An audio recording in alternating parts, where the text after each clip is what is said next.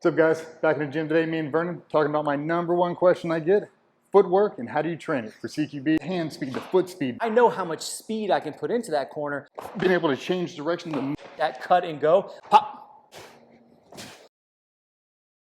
Tactical professionals all over the world, this is what we do. We train in the gym. Yeah, when it comes to body awareness of CQB, doing things in the house, you got so much clunkiness going on, but honestly, if you rip it all back, it's just awareness of your body, being able to understand where your foot's at. When I reach my foot out, do I know where it's at when it strikes the ground? Being able to respond to a situation instead of just reacting to something you've never experienced. Exactly. So the overall body awareness is your actual physical body.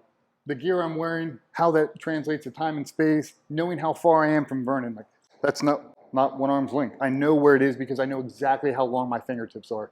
No different than a boxer knowing how far his jab actually extends. It just, every time we do a movement, it's one more physical cue for me to log that makes me more comfortable inside of this vessel. And that's really the ultimate goal, is to be completely in control of this at all times. Well, I've worked with so many operators, especially when DJ and Cole have worked with them for so long. It's funny because you hear them say things like, I'm not as explosive as I used to be. I'm not as fast as I used to be, but I'm smarter. I'm more aware of my body. And it makes me reference Michael Jordan. In The Last Dance, he says, in '98, I felt better than I did in '91, which makes no sense with 7 years and thousands of games on your clock. So what does that mean? That means when he puts his foot in the ground, I know what I can do coming out of it. I know that I can go this fast because I know in the weight room I've trained that if I jump here, I can go. So when I see that corner and I visualize coming into it, I know how much speed I can put into that corner because I've already been there in the weight room. Exactly. One of the things that always kind of plagued me and plagued a lot of guys in special operations is you don't want to lose that fast twitch, that explosive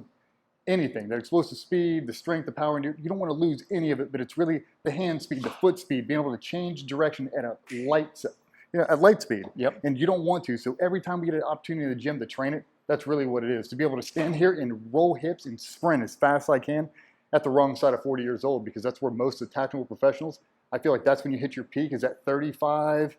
You crest it for a little bit, and a lot of guys drop off, and we didn't want to. Just trying to maintain that, but train smarter, not harder all the time. Watching DJ do that movement he just did, look how explosive he was, that cut and go. When's the last time you did that in the weight room? I get asked often, like, why do we put plyometrics in the GBRS performance program?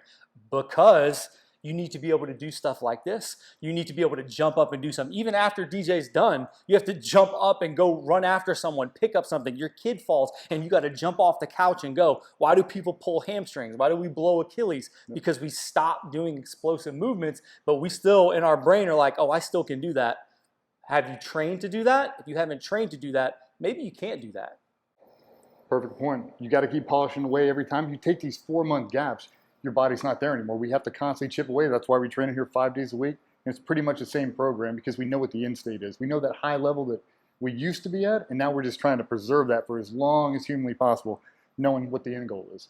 So what are a couple movements that we do to kind of keep that going? We'll give you 2 of them. So we're going to start with a pogo. So from here, pretty simple. So jump roping without a jump rope. It's just that elastic component of the lower leg and the foot, and all DJ is going to do is pop those feet. Pop. Pop, pop, pop, pop, pop, pop. Relax. If you watch DJ do that, there's so much intent. Watch him pick his toes up. Watch him attack the ground. Watch him be violent. He's using his arms. He's moving. He's not just passively going. There's not much intent behind that. DJ's going to do it passively and then do it actively. Just kind of sloppy. If I program pogos and you approach it like this, what's the intent behind it? What's the value behind it? Versus attacking the ground, attacking the exercise, full intent. One of the other things we do is, while we're doing this, being able to change direction the moment you hit and go. So we do it on the static holds too. Yep. It's like before you release, it's a blow out of your shoes as high as you can go, 1 rep, to really just understand what that really looks like. Perfect. And then, so we've trained the elastic components, a plyometric nature being explosive, but once again, we don't operate in the sagittal world. We just walk down a hallway and in a linear path. We also need to move side to side. So we always put like lateral bounds in our training because for 1, you should train to be an explosive human. For 2, you need to be explosive human to move and do CQB, as effectively as possible. For sure. So let's show what that looks like. Yep. Working laterally. Lateral bounds that way? Yep. Explosive. Perfect.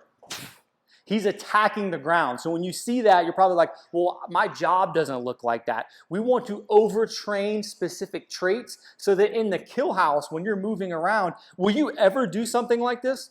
I mean, I don't know, but neurologically through your brain, you're going to know if I ever had a position where I'm here, like, damn it, I got to get the cover over there. I have to get around that corner. I've been there. And if you've been there, the brain is probably not going to govern you and hold you back. Absolutely. The more situations you can put your body in and feel comfortable, the more tools you have in your arsenal. When the time comes, you actually need to pull one out.